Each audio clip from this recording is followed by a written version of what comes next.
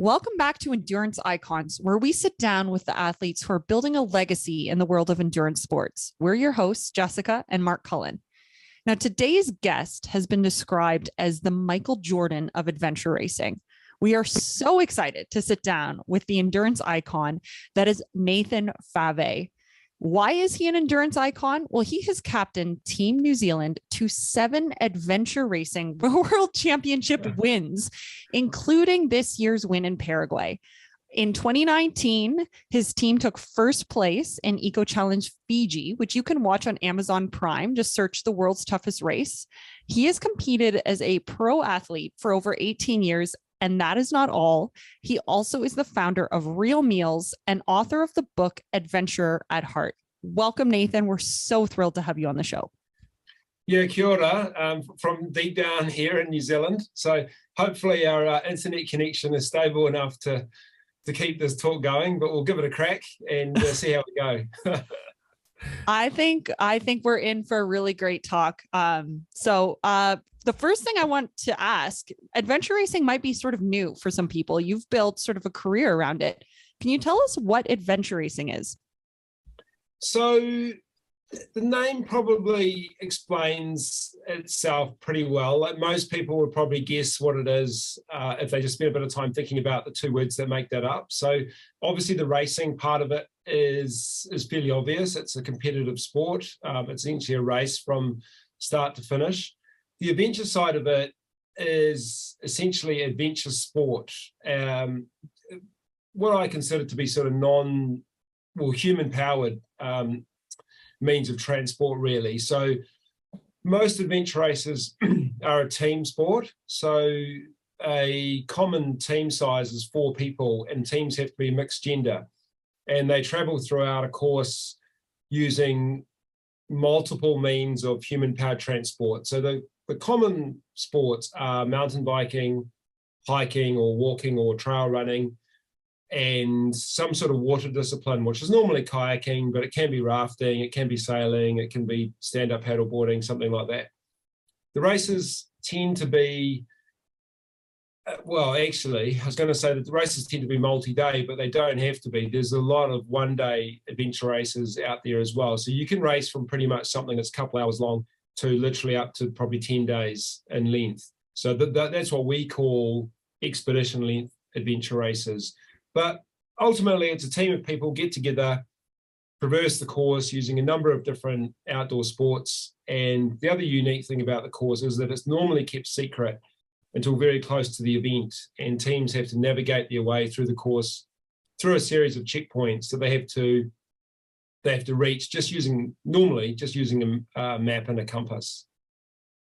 Amazing. I know we've both done a couple adventure races, just more than myself. She's done a couple multi-day ones, and it's an epic experience for anyone who hasn't done one before. It's amazing. Before we hop into a little bit more about your adventure racing, I wanted to kind of turn back the clock a little bit and talk about some of your kind of entry into athletics, because I understand you were quite a runner and mountain biker when you first started.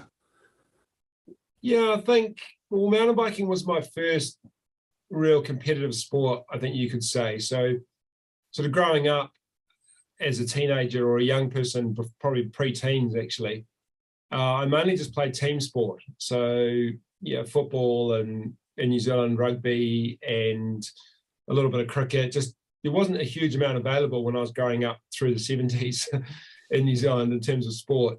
Other than the very traditional athletics and things like that. So I did start doing quite a lot of running in my late teen years, and that sort of led me into mountain biking. I guess I was interested in endurance sport, and running was great, but mountain biking was far more interesting for a young man. And I raced a number of years mountain biking, so that was pretty successful for me. I was in the New Zealand mountain bike team for a number of years. I qualified for the Olympics in '96 for mountain biking, and that sort of introduced me really to a world of elite sport, I guess you could say. And then after that, I sort of started to move back into, or more into, just broader adventure sport. You know, I'd been racing mountain bikes intensely for sort of 6 or 7 years, and I just felt like I wanted a bit more diversity and just in my training and racing and what I was doing. So it's fascinating to me to hear you sort of blaze the trail in so many ways. Like endurance sport is not was not sort of the animal that it is today back in the 70s. So I'd love to hear a little bit about, I don't want to gloss over the fact that you began into endurance sports early, and I just would love to know what got you into the sport. What made you start running? What made you start mountain biking? Because it didn't have the popularity that it does today. I just think it's extraordinary. I think probably the bigger picture is that, or if you look at it more broadly, is that right from a young age, my parents, or especially my mum, would say that I was a very adventurous child. I was always the one who wanted to know what was further down the beach, or if we went for a walk somewhere and we had to turn around, I was always like, can we just go around this next corner? So I was always probing that exploration. I think for me, that's what it was. I just like discovering new places. And that was as a child. And then I think what happened is through my teenage years, I discovered essentially the world of the outdoors. And I sort of took that exploratory sort of nature. Like I always wanted to know what if you went to the top of that hill, what's down the other side? And then I guess as you do that sort of stuff, you realize that you get to the top of those first mountains and there's actually another set of mountains behind them. And then you get to those mountains and there's another set of mountains behind those. So I think as a teenager, and I really don't know if I can explain it really that well, but I was just always fascinated by exploring and pushing back and further back into the wilderness, I guess you could say. And I think it obviously was very satisfying for me as a teenager. I used to love the thrill of exploring those places and doing, things that people weren't doing. And I remember being on a school bus one time and just chatting to someone sitting next to me. And I said to him, I ran up that mountain there in the weekend, and they didn't believe me. They were just like, oh yeah, right, whatever. And I just sort of let it go. But I was like, no. And within myself, I was like, no, honestly, I really did. I was just right up there. And I guess when you're on that sort of pathway, you just start meeting other people that are doing similar things. So I sort of connected with some people who had been running some marathons. They're actually quite a lot older than me. So at 16, I ran my first marathon. And I think it was just somewhat of a fascination about human endurance. Like I was just curious to know what a human could do and how far you could go, and in many ways just kind of finding out where that limit was. And that had me doing lots of trail running and hiking and trips through my sort of later teenage years. And how I got into mountain biking was I realized that a lot of the trails that I was actually running and walking on, you could actually bike on. And so I saw the mountain bike initially as a way of actually getting further into the wilderness, because rather than sort of walking for a day on an easy trail, I was like, well, I can bike that for a couple of hours and that'll actually set me up to go exploring a whole lot of areas that I wouldn't have normally been able to get to in that short time frame. So, from a young age, I was actually training for adventure racing without even really knowing what adventure racing was. I mean, adventure racing had barely started around that time. So, I mean, that raises a question for me. Have you ever found your limits? Have I found my limits? At altitude, yes. I mean, I live at sea level, so I've always struggled racing at the higher elevations, unless I've got time to go and acclimatize properly or acclimate properly. But no, I don't know. I've never physically sort of got to somewhere and thought, like, there's no way I can go on any further. I've definitely got to some moments where I've chosen not to go any further because I'm just like, well, I'm all up for a challenge, but to go beyond this is just ridiculous and or dangerous. So, I've sort of pulled back a few times, but probably, I guess through adventure racing and some of the training and some of the adventures we've done, you certainly go through some pretty hard times and periods of discomfort and suffering. But we usually always get through those fine. Well, not fine. We get through them. And I guess you build strength from every time you push through something like that. You do emerge slightly stronger or with a few more skills. So, the more times you do that, you realize that you've actually got a pretty high threshold. And, for me these days, I also go out and do some really challenging trips, but I sort of stay in a relative comfort zone, if that makes any sense. No, it makes total sense, especially knowing you the way that we do from just looking at your incredible career. Before we move off of your early experiences in sports, do you have any favorite experiences when you were early in your career? I think probably nothing. Well, there's probably a lot actually. There's probably some quite defining ones in terms of setting me off on a direction, and I think a couple of things. One is that I got introduced to the world of adventure sport through a local outdoor education centre. So I did a course as a young person, a teenager. It was actually a youth at risk course because I was kind of identified as, we're youth at risk. I mean, I guess all youth are at risk of some sort, but around that period, I think my adventurous personality was kind of getting me into trouble in some of the wrong places. So I did this outdoor adventure program course, and that kind of reorientated me onto a pathway of adventure. And that's where I really discovered kayaking and rock climbing and whitewater rafting and all those things. Like, I was aware of those things growing up, but I didn't really know how you got involved in those. So when I did the course, that essentially I got to see the pathways into those different sports and activities. So so I got into those sort of things. And then from that, a combination of that and then doing some competitive sport sort of led me to really did lead me into some running, some marathons, led me into mountain bike racing, and it led me also into endurance triathlons in New Zealand, what we call multi-sport, which are basically triathlons, but we replace the swimming with kayaking. So it's basically kayak, bike, and run, which is a big thing here in New Zealand. I want to talk about team. The adventure racing that you do is so team focused. Do you have any roles in the team that you have? I know that you have your New Zealand team you've had for quite some time. Do you want to talk about how you went about making up that team, the role that you all play? So within any team, obviously there's certain roles that people have to step into and out of at different times.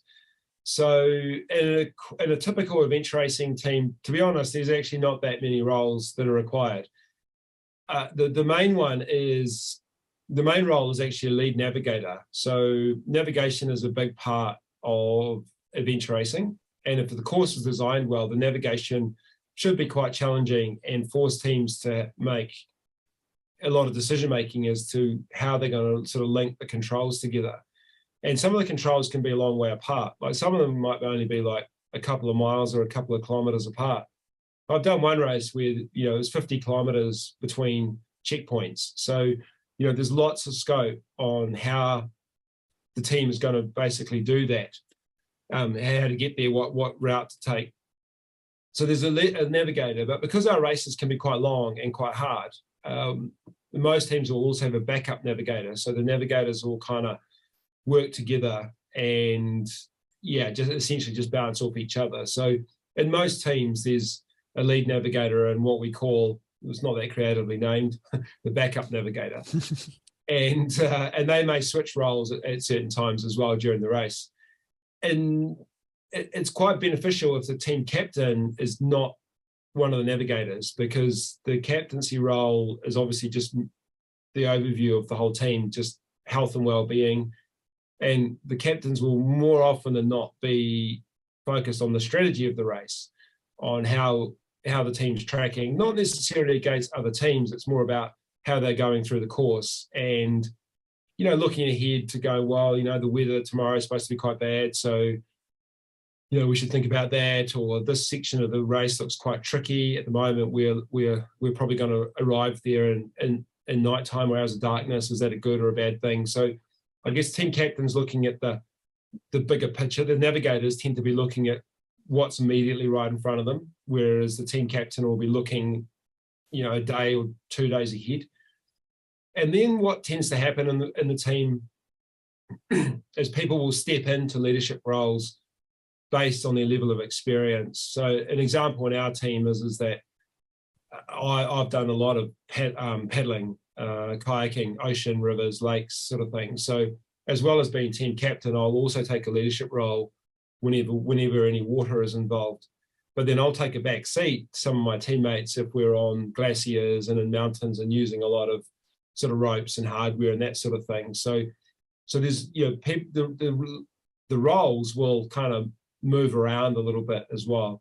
We're very lucky in our team that our female racer, she's actually a doctor. So, she obviously will step into take charge of any medical issues, or if someone's not feeling well, then, she's sort of the go-to person there. So I suppose in any sort of team, it's about just maximizing the strengths of the skills that are within the team. And then when we're building the team, we sort of do look at, not only who is kind of fast and strong enough, but who will fit into the team culture and who will add value to the team because they have areas of expertise that no one else in the team may have. How do you describe your team culture? I would say our team culture is, we have a very relaxed and pretty carefree sort of way of being. If you were to see our team at a major event, most people would say that they don't look very serious. They look like they're just kind of clowning around a wee bit and having too much fun. And so that, to me, that's a big part of our culture. And that's, they probably see that because that's often true. Like, it's very important for us to really enjoy what we're doing and have a good time. And we're all really good friends. And so, to get together somewhere, like we were in Paraguay a few months ago for the Bench Racing World Champs, it's good. It's just good fun for us to get together and go somewhere and do an adventure and sort of catch up. So our culture in the team, I think, is very centered around, ourselves. And when we go out on course, our main goal, I guess, or our drivers is for the four of us to get through the course as quickly and as efficiently as we can. And if we can do that, for us that is our first kind of tick of the success box. Because if we do that, then it doesn't really matter where we place in any given race, because we've sort of achieved our number one goal, I guess you could say. I think the remarkable thing is that you do place, though, and you are famously like one of the very best teams in the entire world. So is there any secrets to creating a team that makes you the best in the world? No, there's definitely no secrets. To be fair, I think we do have somewhat of a unique advantage at the moment in that many of us have done a lot of event racing for a long time. I've kind of done almost a ridiculous amount. And it's very difficult for teams to compete with experienced teams, because in event racing, probably different to a lot of other sports, I think, or certainly shorter events, is experience can just play such a big part in those races. Like, you can literally save hours and hours and hours and even days. And we've made all those mistakes. Like, we learn all this stuff ourselves. And now we can sort of apply all those lessons and learning.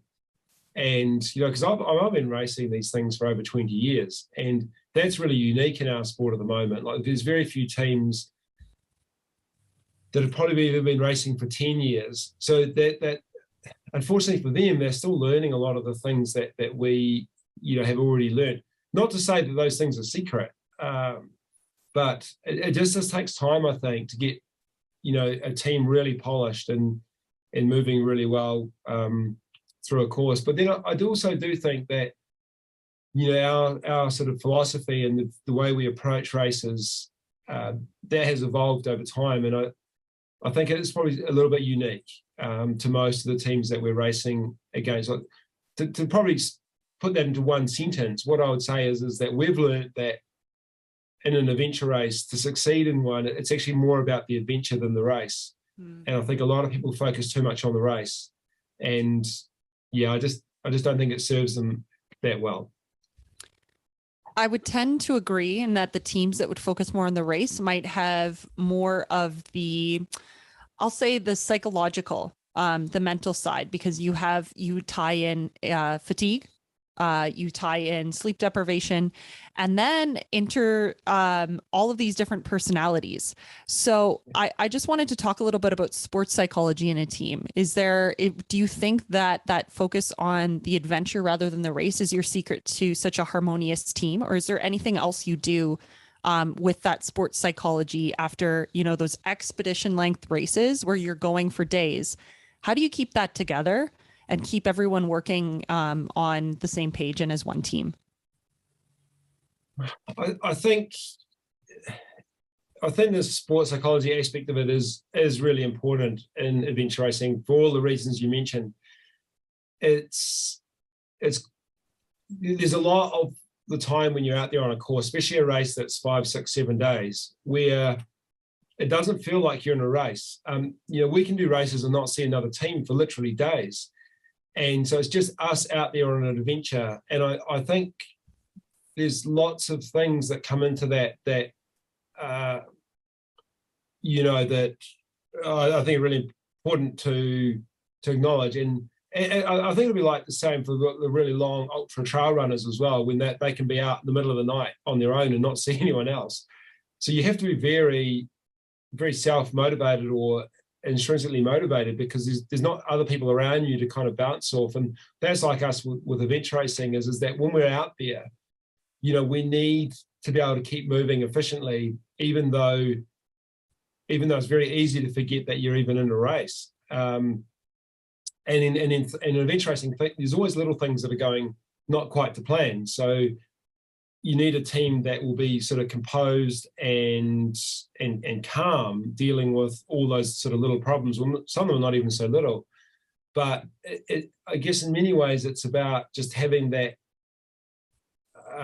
sort of unrelenting sort of commitment to sort of momentum. So no matter what's sort of going on in the team, just thinking about how can we just keep moving forward efficiently, and any action, you know, within our team environment, that any action or behavior or words spoken, they have to be helpful in some way and towards the team goal. Otherwise don't do it or don't say it. So I think, you know, us on course, when we cross the start line and start making our way to the finish line, we're very, very focused on being that harmonious team and having a good time, but we're also very, very focused on moving forward as efficiently as we can. And I think, you know, I could probably talk about it for a long time, but I think a lot of that just sort of comes down to the fundamentals of your sort of team culture, and that's something that we've built for over a long period of time. It's not something that just came out of one sort of team talk. You know, it's like 10 years of racing and training together. And you just kind of continually just tweaking and polishing that model. Yeah, you really can't replace that consistent team experience. And speaking of experience, over the many years that you've been adventure racing, I'd love, just for fun, to hear the wildest thing that you've eaten during an adventure race, and then the craziest spot that you've slept.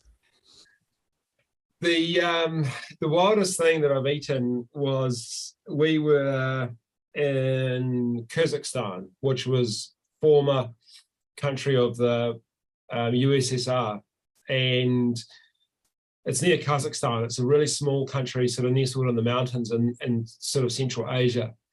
And we were up in these quite big mountains, an absolutely beautiful, stunning place.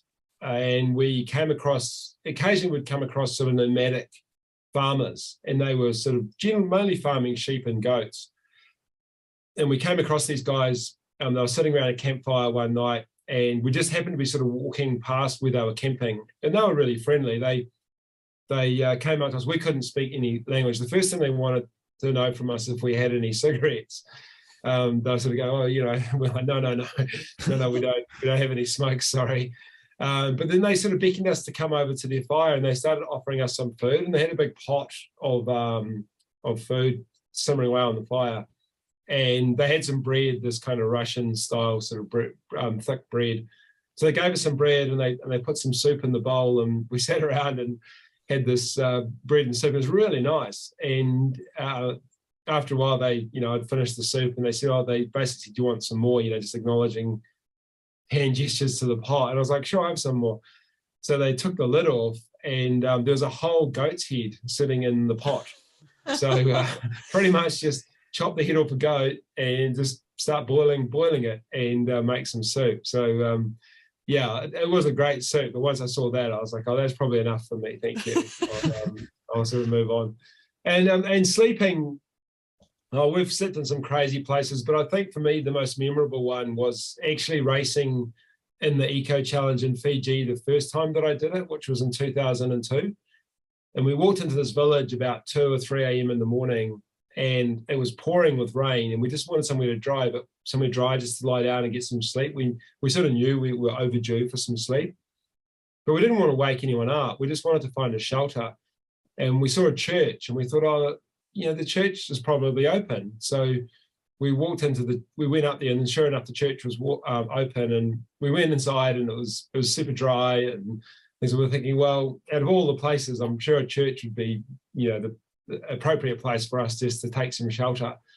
So, and then there's these big floor mats, these big rugs on the floor. So we basically got a big rug each and rolled ourselves up into the floor mats like a tube. Had an amazing sleep in the church, and then once we woke up, we just rolled all the mats out again and went back out on course. But we've seen some crazy places, but for me that was such a treat, that one. That is awesome. You kind of talked a little bit about Eco Challenge. So you did a first one in 2002 there. Maybe jumping over to the more recent one. We just recently watched the special on Amazon Prime. It was a great watch for anybody who hasn't checked it out. And Nathan's team is on there a bunch during that because obviously your team won that race, but they obviously called it the world's toughest race. Did you think that was the case, or have you maybe done a race that you think is harder than that in the past? No, it wasn't the toughest race we've done, and I don't think you could really make that claim. I mean, I think it's a cool name, and it's nice and catchy, and if it gets people watching the show, then that's great. But the reality is, I think in expedition length racing in those events, everyone has different experience on the same course. So, I can go and our team can go and do a race, and afterwards we can be sitting around having coffee, and someone might say, well, that's got to be one of the toughest races I've done. And then this happens all the time. And then someone else on my team will go, really? I didn't think it was that hard.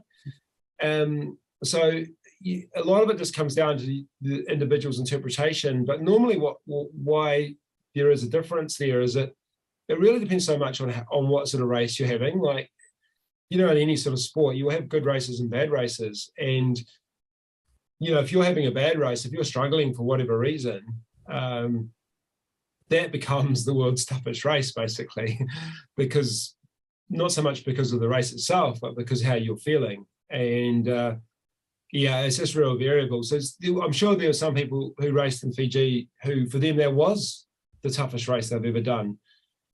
For us, it wasn't, but I think if you were to just, use probably another example, if you think of marathon, the famous marathon races around the world, Tokyo, London, New York, Boston, wherever, they're all going to be hard if you race them hard, for different reasons. So I don't know. It was a great race. Fiji World's Toughest Race, Eco Challenge was amazing, but yeah. Is there one race that hops out in your memory as maybe the toughest race you've ever done?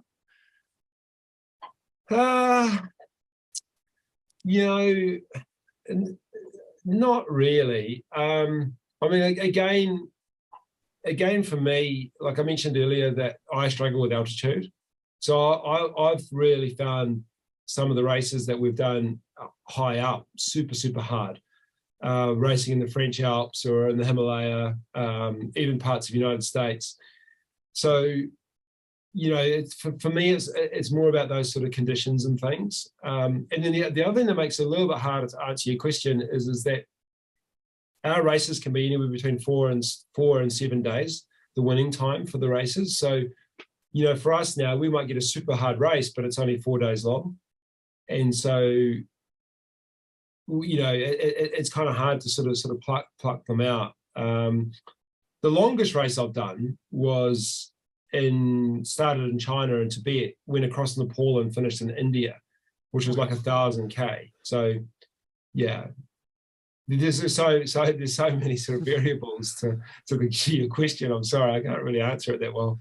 That's all right. That race, 1,000 kilometers, what was kind of the breakdown on that one of some of the like biking, paddling, trekking on that one? Yeah, and then rafting. Oh, wow. Yeah, so in most adventure races, hiking normally takes up about half of the time and distance.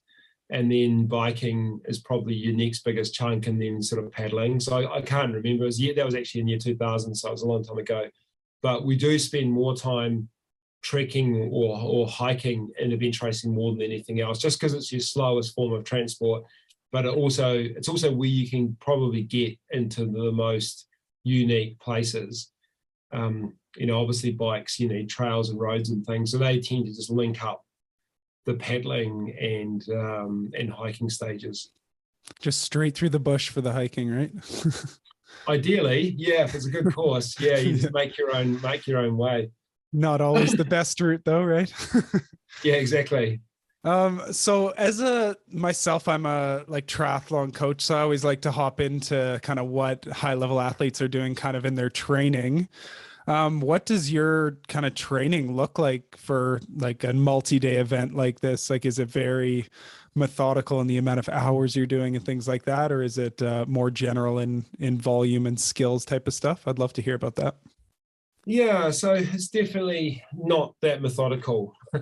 And I think that's why I've stayed adventure racing as long as I have, is that you know, when I was mountain bike racing, it was just all basically based around training on the bike, whereas I enjoyed going across to including trail running and paddling in my training. And it's great because, you know, if you go out running and really smash your legs, you know, I can just focus on paddling for a few days and give my leg good recovery and then sort of paddle. So I really enjoyed that.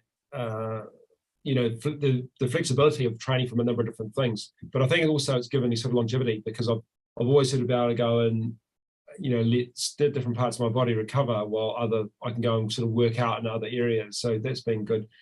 But to give you an overview of the training, you know, I guess with adventure racing, if you sort of think of training as that sort of pyramid model, like the bottom of my triangle is so big now that I can probably get away with doing some pretty random things before a race, and I'll be okay. So as long as I kind of turn up to a race fit and strong, you know, I'll generally be able to contribute well to the team.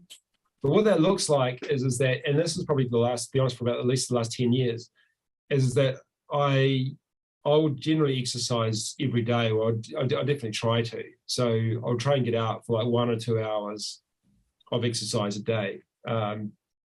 Often it'll be 2 things. Like typical day for me, I might get up in the morning and go and run for 45 minutes to an hour.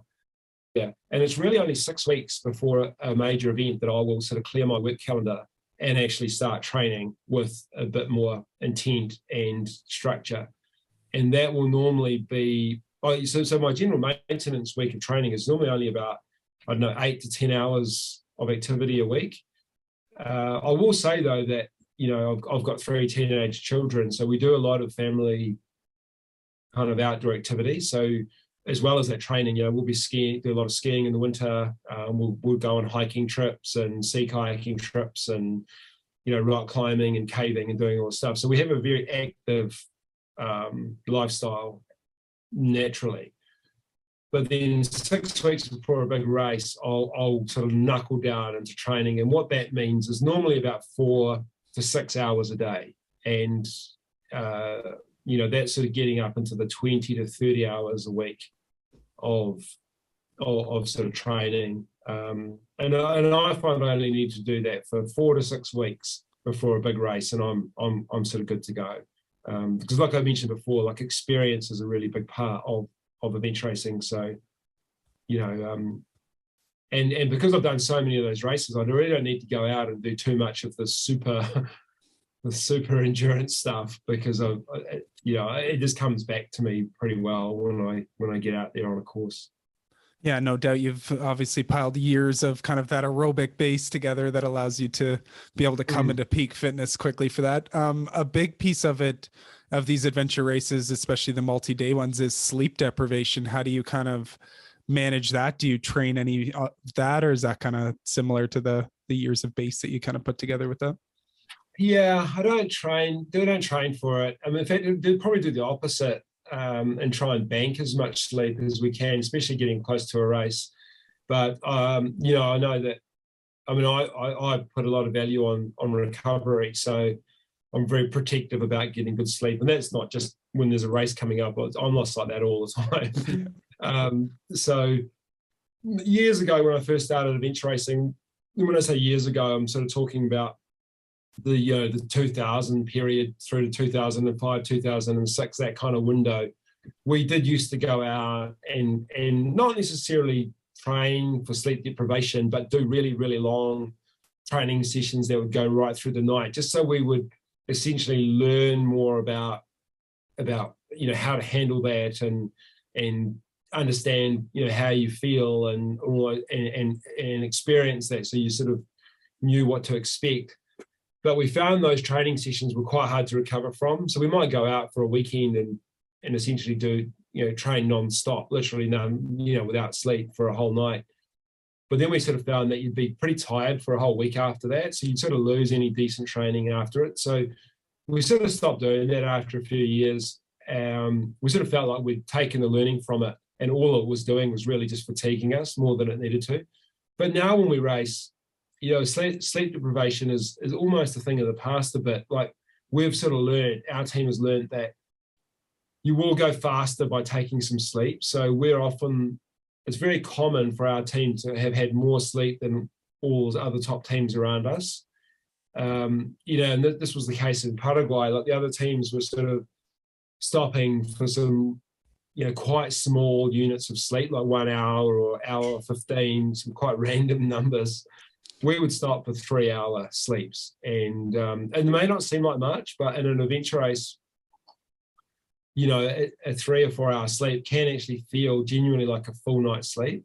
So we're much more inclined to take more regular and longer sleeps, and we'll just go faster as a result of that. So we'll just move through the course faster and make less mistakes. And I guess with our level of experience, we've got the confidence to take those big sleeps and know that we will, know that they'll serve us well. That's awesome. I think there's some really great things you said in there that a lot of athletes training for stuff can, whatever endurance event they're kind of after, can really take home from that. It's clear that every day you get up, you're clearly passionate about doing this. I think a lot of people get bogged down with, I want to complete this marathon at this certain time. I think it sounds like a lot of your longevity and ability to keep coming back and training is because you truly love waking up and doing it every day. Is that the case, do you think? Oh, yeah, 100%. I guess fundamentally or philosophically, I believe that human body is designed to be active, and so I put a lot of importance on that, on daily activity, just movement. It doesn't really matter what it is. It's just getting out there and moving and breathing fresh air and getting a bit of a sweat up. But for me, it's as much about just getting outside. I don't really train. I do sometimes, but very rare for me to do indoor training. I'll generally get out and just be outside, and if it means being out in the in the rain or in the snow or in the wind or whatever, heat. I just, for me, that's fine. I just want to be outside. And obviously for adventure racing, it's important that you adapt to those environments. So, if you do all your training inside, if it's raining, you're not going to really be able to handle the rain very well if you're out there for like racing in Scotland, for example, where it's going to rain pretty much the whole race, which it did when I did the World Champs in Scotland. So yeah, for me, it is actually more about just getting out and being active in the outdoors, and that, for me, that's actually more about physical and mental health, not about training for races. That's kind of like just a secondary sort of benefit. So yeah, for me, it's more about a lifestyle that I'll get up and go and do those things because it's important to me to make the time and to do that, and also just to be thankful that I can. Like I turned 50 this year, so I don't take it for granted that I can go out and do those things that I enjoy doing because I'm just grateful for that. So I want to make the most of it. Yeah, and a big piece of it, I know you've mentioned it in some of your other podcasts and interviews I've kind of heard in the past there, but like people always think these top level athletes are just like these perfect athletes that are genetically gifted. Like you have mentioned your heart condition in the past. Like how has that kind of affected some of your ability to do some of the training, and kind of how have you adapted that to make sure that you can become a peak performer? Yeah, exactly. And that does sort of just follow on from what I was talking about, is that, because I've had a heart condition, as you mentioned, probably for most of my adult life, but I didn't really get it diagnosed until I was in my late 20s. It's nothing too severe. It's atrial fibrillation. So it's just an electrical issue with the heart, but it's a real nuisance if you're trying to be a competitive athlete. Well, it's a real nuisance if you're just trying to live sometimes, actually.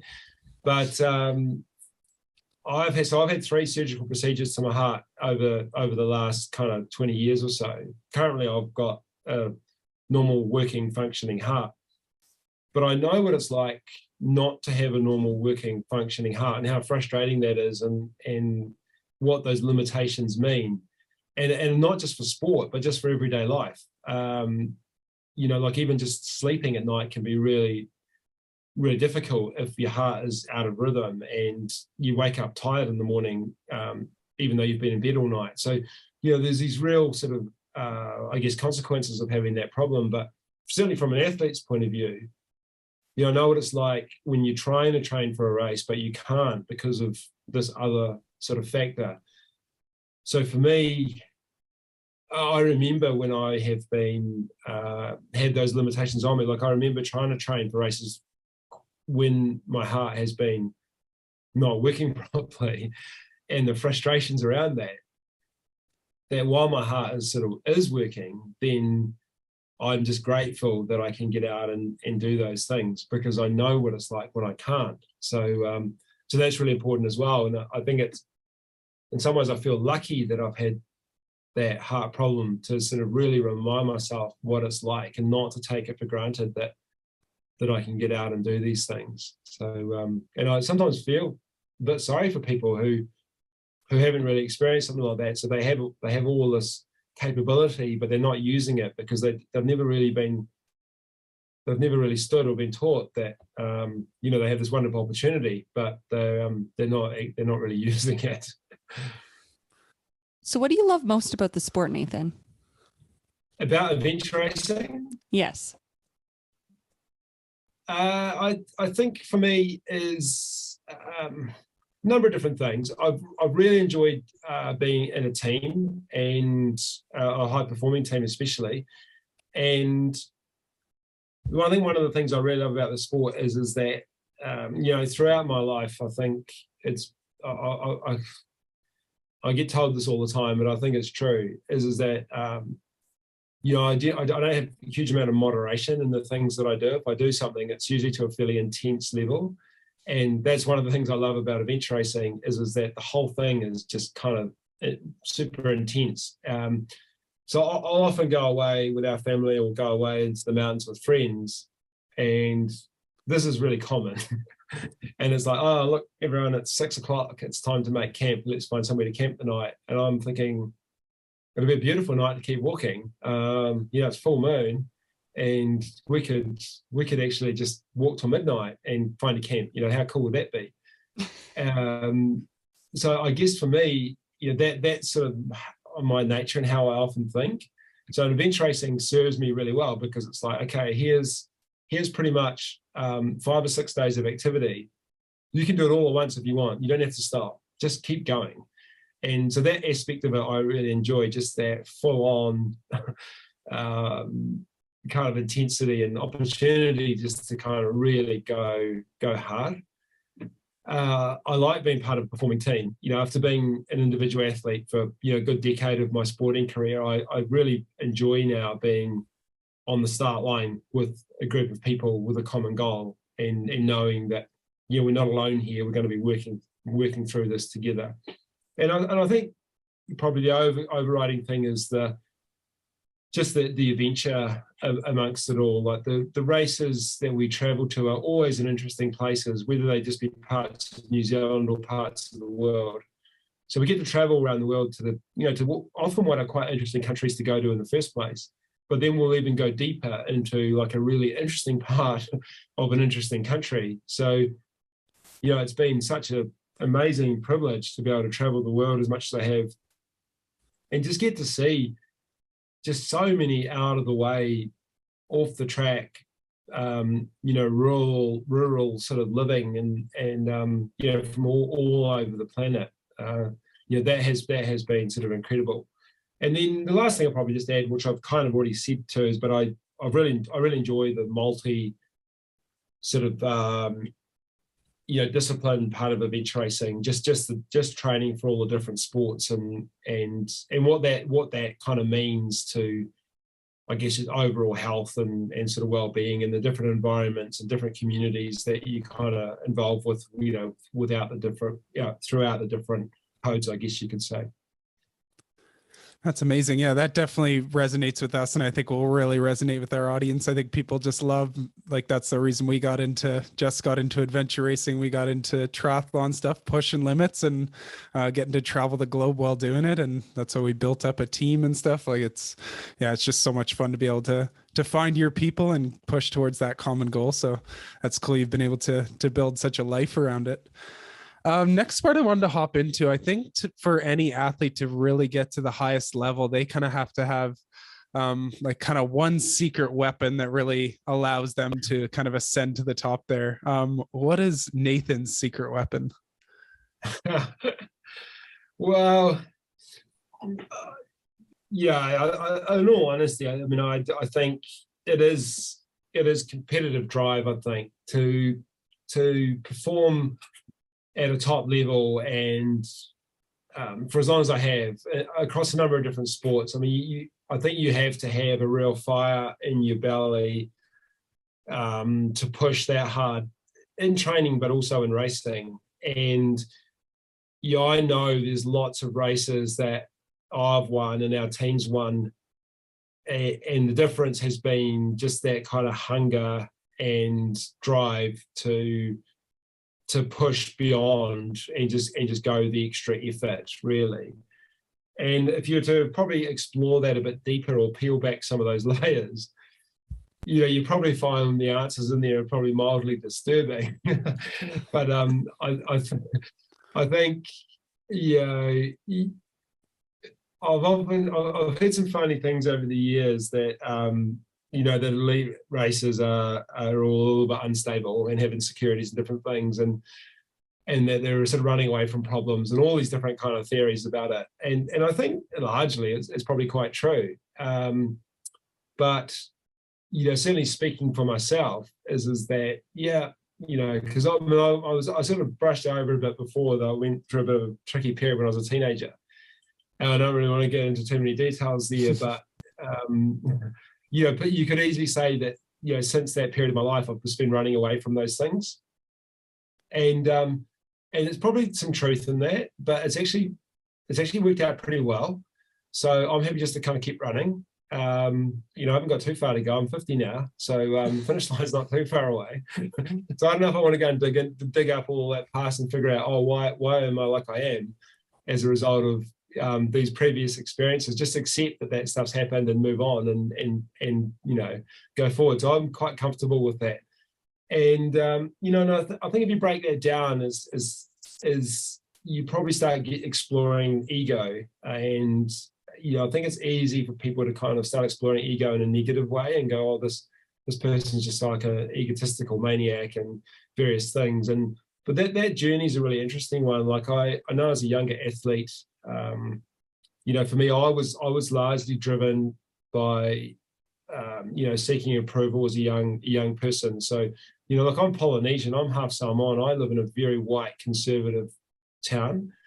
And so there was some racial stuff going on when I was growing up, and it was nothing major, but it was enough for me to be aware that I was different. And so throughout my younger years, a lot of my drive to perform was to really seek approval and to prove to people in our community that I was actually a good citizen and that I was valuable, and you know, it was important for me to do that. And then I think as you grow and develop and mature, you start to sort of, you know, just accept things a bit more. And then, so there's a period in my life where I was like, oh, look, I'm sort of probably doing this sport and training and racing for the wrong reasons.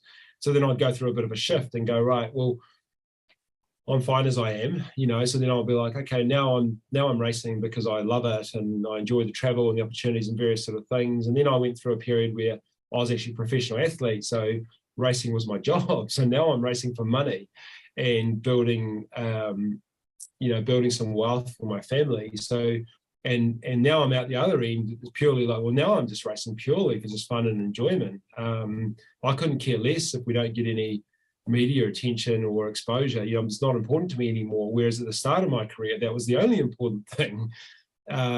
So, you know, I think that sort of drive, that sort of fire in your belly that sort of burns, you know, it can be fueled by sort of different things, you know, throughout someone's career. I think it certainly has been for mine. You know, essentially what I've been stoking the fire with have been slightly different things. But underlying all that, I think, if I was to summarize or to conclude, is that, you know, because I'm sort of talking about real high performance here in the context of adventure racing, like winning major global adventure races. And I think one of the things that super motivates me is that the fear of regret or of having a bad performance is so great that I'll just make sure that I do everything in my control not to have that. So it's, in some ways, I'm almost motivated more by that fear of regret and failure than I am for seeking glory and success, if that makes any sense. Totally. So as we kind of look forward to the future a little bit, I was wondering, your kids have grown up seeing you do adventure racing for many years. Have they caught in the bug? Are they joining you on any races yet? Do you want them to join you in that stuff? We haven't done any races yet. They are involved in adventure racing in New Zealand. There is there's very good pathways into the sport, and there's quite an established secondary school adventure racing sort of network. So they do that. I've got three children. They're all teenage children now, but they've all done exceptionally well at adventure racing. But I wouldn't say that it's something that's one of their main things. They sort of do it partly because they're good at it and there's opportunities, but a lot of their mates, their friends are into it as well. So whether they sort of do it, you know, when they sort of get older and move on, that's up to them. I mean, they've got other interests as well, probably some more of their own, sports things that they're interested in. But we did look at doing a family team if Eco Challenge World's Toughest Race was to happen again. So we'll watch that space. They they were quite interested in doing something like that. Very cool. And going into kind of 2023 coming up, though, you've obviously had another really successful year here, another world championship, a couple other race wins here. Do you have any more races to finish up 2022 coming up? No, that's it for us. So we will most likely do the Godzone race in New Zealand, which is essentially New Zealand's major expedition length race every year. That is in the end of February. And then we'll possibly go to the World Champs in South Africa in October next year. But I sort of say possibly because the reality for our team now is that we are literally getting sort of to our twilight years of adventure racing. And while we sort of love the sport and, you know, the travel and everything else, like there's sort of other things going on in life that just make it a bit harder. Certainly for my teammates, like my 3 core teammates, they've all got young families now. So collectively between the 3 of them, they have 6 children under kind of 7 years old. So, you know, the training and traveling and racing is not as easy as it used to be. And and I think for many reasons, you know, if I was to be honest, it's sort of getting a bit harder for us to, I guess, find, you know, exciting reasons to keep racing. And it's not a reflection of the sport so much, but, you know, we have other interests as well. Like I'm equally, I could easily fill in my time doing things I'm passionate about without having to go and do, you know, adventure races around the world. And I think, you know, we've won so many of the races. You know, I can honestly say that everything I wanted to achieve in adventure racing, I've actually achieved. So I don't know. It's just, there comes a point where it's like, well, we could go and do another World Champs. And it would certainly be challenging to try and win another one. It always is. But, you know, I've won 8 now, or 7 or 8. I can't even remember. So many you can't keep track. Exactly. And that's the point. That's probably a good way of making, that's a great example of what I'm saying, is at what point it doesn't really matter anymore. You know, like I remember when we won our first World Champs, it was amazing. But now we win one and it's still great, but it's not what it was. It's not the same as it was. So I want to talk a little bit about Real Meals. You wrote a book as well, but I want to focus on, talk to me about your company and how that plays into your day-to-day now. Yeah, so work-wise, I have 2 companies. One is a sporting events company where we run mainly adventure races here in New Zealand. So that makes sense. And the other one is a food company, as you mentioned, called Real Meals. So that's a freeze-dry food company. And that started just over 10 years ago. Really, I don't know if you guys eat much freeze-dry food or the packeted food you tip the hot boiling water into and mix it, but my experience with freeze-dry food up until about 10 years ago was that it was fairly poor quality. Like, you know, I've always been a freeze-dry food user because it's convenient, but I've never eaten it because I've enjoyed it. I thought, wow, this is just such a delicious meal. This is what I'm going to eat. And so I started to explore literally just over 10 years ago. You know, I essentially asked the question, why does freeze-dry food have to taste so bad? And fair question. And yeah, so I was like, I need to find the answer to this. And so I started doing some research and talking to various people and talking to food technologists and food scientists and freeze dryers and various things. And essentially what the conclusion where it led me to was that it doesn't have to taste bad. It just tastes bad because at the moment, the market has basically just positioned itself where they just do it very basically and very simply. And it seems, you know, to me, it feels like I was the first person in the world to seriously question that and go, well, hold on a minute. Why are we, when food and technologies come so far, why is freeze-dry food still the same as when I started using it back in the 1980s? And what I basically discovered was that there just hadn't been enough pushback from the consumers to the manufacturers. And so they just got into a bit of a pattern of just mass producing freeze-dried food because people were buying it and eating it. but no one was really jumping up and down saying, "Oh, I want better food." And so I kind of, well, this is a long story. So,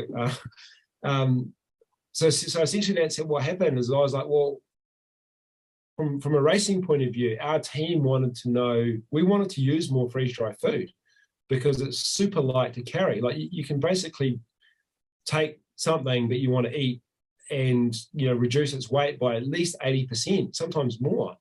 And so for us, that was really appealing from a racing point of view, because sometimes our packs can be really heavy just with the food that we have to carry. Like a long stage in an adventure race, you know, long stages can be like 2 days long. And so, you know, we're having to carry a huge amount of food just to fuel ourselves for that period.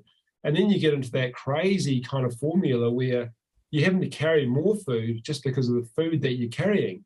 So, you know, it just kind of starts perpetuating. So we're like, well, how we can change that really quickly is by carrying, you know, freeze-dried food. And then as long as we've got access to water, then we can essentially rehydrate the food as we need it. And so we started looking at all these different technologies and essentially developed, with myself and a team of people, developed a new technology. So the guts of it is that most freeze-dried food is just made by mixing pre-dried ingredients together. And then you put it in a bag, and then, you know, somewhere in the wilderness, you tip the water in and hope that that meal's going to taste good. We do it really differently. So what we actually have a chef in our factory who cooks the meals, and we'll actually make a complete meal, and then we'll freeze dry the whole meal. So it's a really different way of producing the final product. So when you're out in the wilderness and you use one of our meals, you tip that water in, and essentially what you're doing is rehydrating what has been literally a restaurant quality meal to begin with. So it's kind of crazy because the idea is so simple, but no one was doing it. So, and then that's why our company is called Real Meals, because that is the best way to describe what is in our bags. It is literally just a real meal. It's just something that you would buy in a restaurant or a cafe, or something you would make at home. So we're just taking a regular meal, freeze drying that, and then putting it out on the market. And it's going super well. And one of the things we didn't realize, this was by accident, we didn't have this by design, but what we've learned is that processing technique that we're doing, or manufacturing technique, it means that all our meals will actually cold water rehydrate, which is great for adventure racing, because then we don't have to stop and boil water. We can just tip cold water in. And then because of that, we now, within our range, probably 30% of our range is actually just cold water rehydrate meals.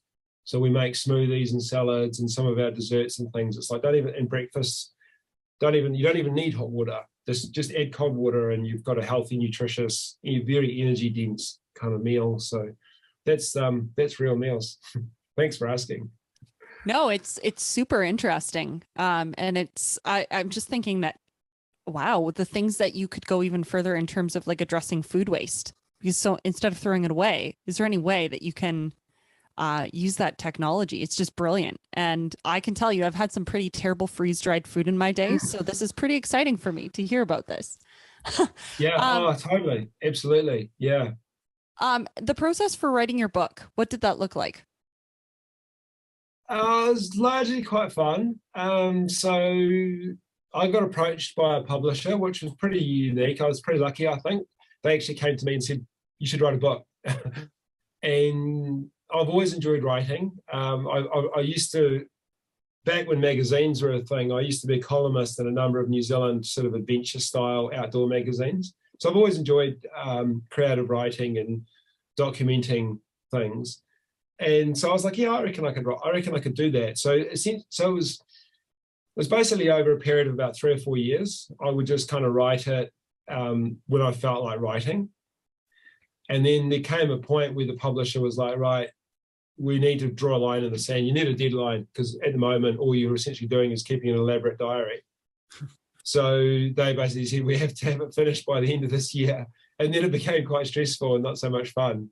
But essentially I wrote it myself. and then it went to an editor, really just to tidy it up and condense it. Like what I wrote was just probably it was too long, too big, and they just went through and just tidied it up a wee bit. But I got the final.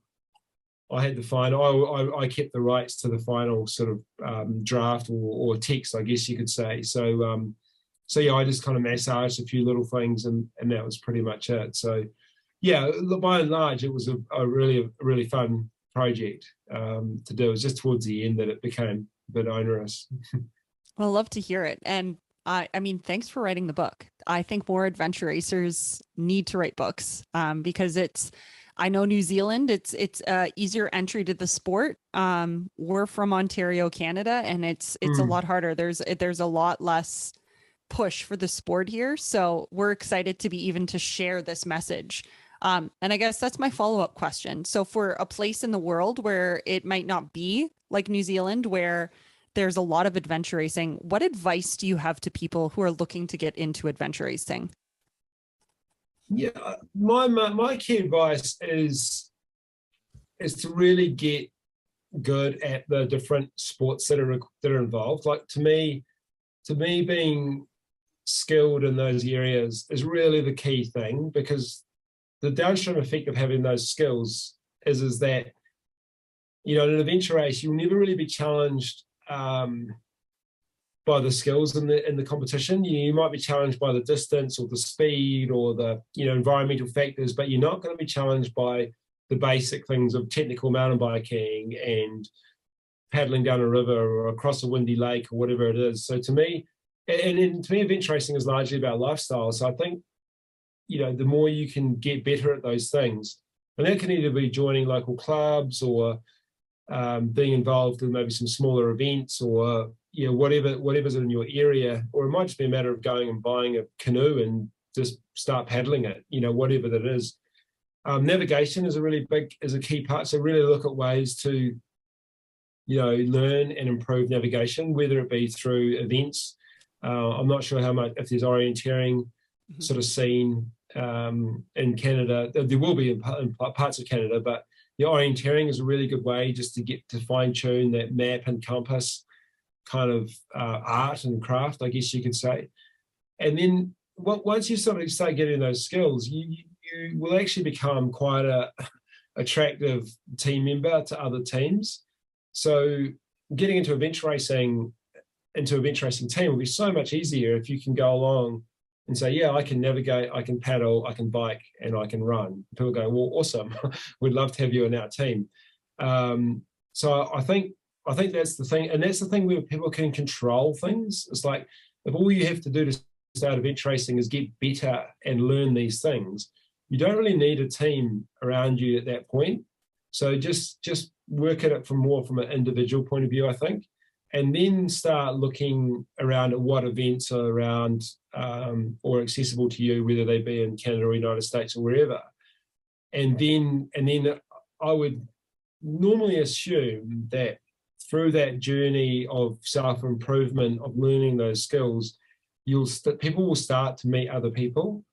And then you can start to kind of go, I reckon that person could be quite fun to be in a team with, or, you might sort of talk, just start that kind of conversation and dialogue. But, to me, if I look at all the really good adventure racers in New Zealand, the good athletes, the commonality with them is they all came into the sport with a really high skill level. And then they naturally just went in, they found it easy to get into teams and went from there. Amazing. Now, Nathan, I know you're an endurance athlete and we could probably talk for days, but I'm going to finish with just two questions. You're our endurance icon. Who's one of yours? For me, it's again, it's it's a tricky one, because a difficult question for me to answer, because you sort of learn so much from different people in different sort of periods. But the person that, if I sort of think of people that kind of circle back or regularly come up when I think of that, there's a guy in New Zealand called Keith Murray, and he was actually from Scotland, but he was a doctor. And in New Zealand, we have a big race called the Coast to Coast, and it goes from our west coast through the Southern Alps to the east coast, and it's it's cycling mountain running, and downriver kayaking. And to win that race, you've got to do it in about 11 or 12 hours. Depends a bit on the weather, a lot. Keith holds, he's long retired now, he's probably nearly 60, but he holds most of the records for that race. And what impressed me the most about him is that, as a younger athlete aspiring, is that he was working full-time as a doctor, and he also had 3 children when he was out there just setting all these records for all these things. So to me, that was really, inspiring that that he could sort of juggle all those sort of things. And he was also one of the best and strongest adventure racers there's ever been. And I remember sitting on a bus. It was actually the race I talked about earlier that went across Tibet, the 1,000-kilometer race. I was sitting on a bus, and Keith was in a different team to me, and he was standing outside the bus, and there was another team sort of in the bus, and they didn't know who I was. I didn't know who they were. And a couple of them said, "Oh, look out there, there's Keith Murray." And I looked out, and there's Keith. And they said, he would definitely be the strongest guy in this whole race. And as a young, aspiring adventure racer, for me, that was a real turning point, because, this is back when I was probably more ego-driven than I am now. I was like, that's how I want people to talk about me. I want to be the person that's standing out there, and the people on the bus are going, "That's Nathan Fave standing out there. He's the strongest guy in this race." So, I often think about that. I remember, I mean, Keith was a huge role model of mine anyway, but to hear him being talked about like that, to me, was like, oh yeah, he is the kind of for me, the ultimate really in that endurance space. I'm smiling hearing that story, because they did introduce you at the beginning of the world's toughest race as the Michael Jordan of adventure racing. So how cool is that? So you achieved that goal that you set so early. It's incredible. Yeah, that's right. Yeah, no, it is. It was a bit of full circle, I guess. I always sort of laugh a bit of the Michael Jordan. It's a big statement. We loved it. My final question is just, where can people find you if they're interested? Maybe they haven't followed you before. Where can they find you online? Probably just on my website, actually. Just Nathan Fave, just my name, .nz. And that kind of will link off into, to be honest, I'm not a huge social media sort of person, but I do have news and little stories and things popping up on there from time to time. So yeah, I am on sort of Facebook and Instagram, but my website is probably the good launch pad for that stuff. Amazing. We'll link to that in the show notes. And we find that often endurance people spend a lot of time training. They don't have a great deal of time for social media, so that's not a big surprise. But yeah. Nathan, thank you so much. This was an absolute pleasure. We so appreciated having you on the show. No, thank you. Thanks for inviting me. It's been nice to chat. Wow. How great was that? I always learn so much from these endurance icons. If you enjoyed the podcast as well, please consider liking us across social media, subscribing to us on YouTube, or giving us a 5-star rating on wherever you listen to your podcasts. We appreciate you and your support so much. We wish you happy training, and we'll see you back next week.